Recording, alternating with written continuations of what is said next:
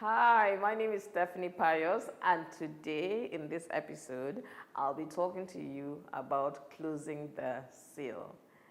If you're a real estate person, you might understand the importance of being able to close a sale.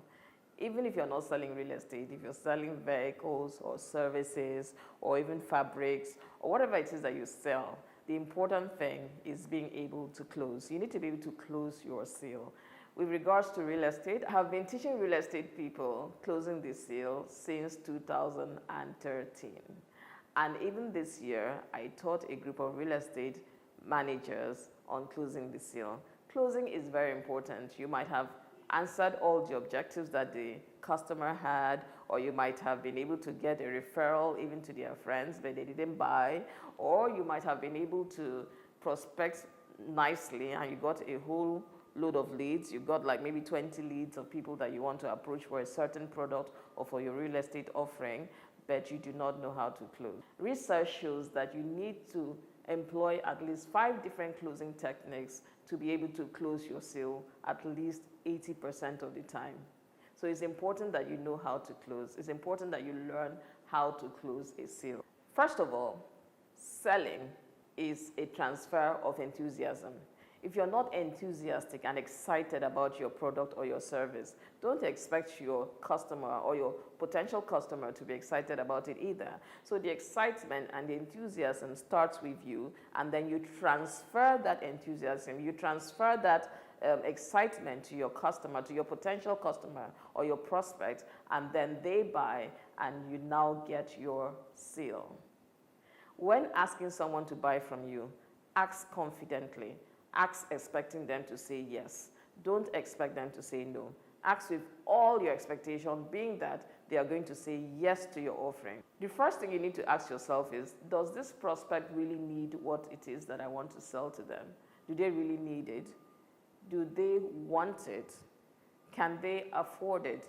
This is what they call qualifying your prospect. You need to qualify your prospect. You need to know whether they want it, whether they need it, and whether they can buy it. Can they afford it? Are they the right person to give you the authorization for that sale? Are they in position to authorize that sale? The third technique I'll be talking about is the trial close. The trial close means that you check how well you're doing with the client and how far along in the sales process you've gotten with the client. For example, if you're selling property, you can say to the prospect, Mr. Emeka, is this the kind of neighborhood that you'd like to live in? And he would say, no, not really. And then you know that you're in the wrong neighborhood and you probably need to find another property to sell to Mr. Emeka. Or you could say, Mrs. Ayo, is this the type of kitchen that you'd like in your home? And then if Mrs. Ayo says yes, then you'd know that you're in the right house for Mrs. Ayo. Perhaps you're selling a property in Dubai. You could say, Mr. Yusuf, is this the type of property that you were thinking of when you wanted to own a property in Dubai? So the purpose of the trial close is to know whether you're on the same page with your prospective customer. Are you and the prospect on the same page? Are you thinking the same thing?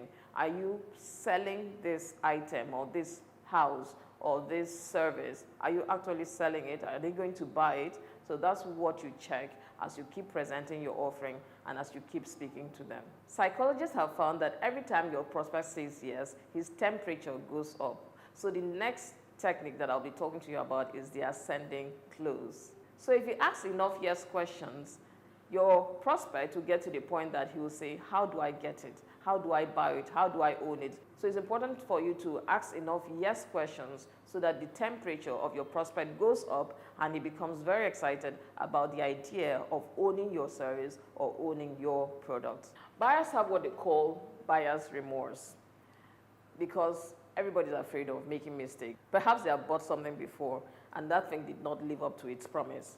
So buyers have what they call buyer's remorse. They have paid for a service and they didn't get the service, or they bought something and it got spoiled, or they bought something and the services that were supposed to come with that thing did not come. So they have what they call buyer's remorse. So be prepared to hear no, but prepare your mind so that once you hear the no, you can go past the no and get your yes.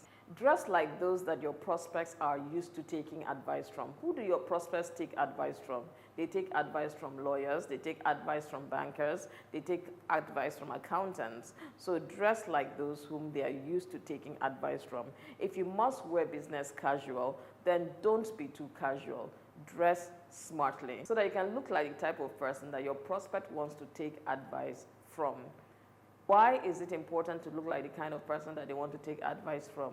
Because you are giving advice. When you are selling, you're like a doctor. You're trying to find the pain points. You're trying to find the issues and the problems and then prefer solutions to those problems that your client wants. The bigger the problem, the more urgent the problem, the better. That means that your sale will come even faster.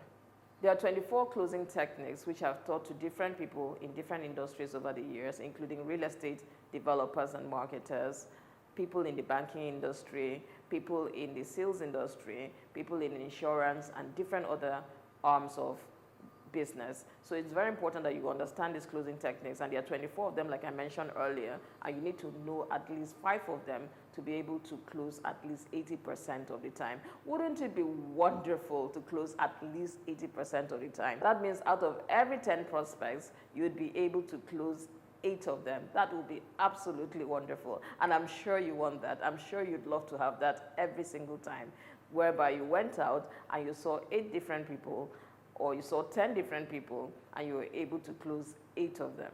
Our Closing the Sale training is part of our business development training, which we give to business owners as well. So if you're an owner of a micro, small, or medium enterprise, you might want to key into our business development trainings and learn how to expand your business and take new frontiers. We also teach networking skills. I have a lot of experience in networking. I've even written a book on networking, and I'd like you to get a copy of that book and find out the different ways that you can expand your network and make your contacts count. We also help career persons and business owners to develop their online presence. And we can help you do content marketing and digital marketing. What is content marketing? Content marketing is being able to develop videos, articles, or audios, or whatever other form of media to engage your audience and get them interested in your products and services. So we teach content marketing, and we can also do content marketing for you. We also do digital marketing, and we also teach digital marketing. So join Doing Business today and take advantage of all our different learning opportunities to move your business or your career forward and make the most of the opportunities that you have around you. Thank you very much. My name is Stephanie Pius, and I look forward to seeing you in another episode of Doing Business.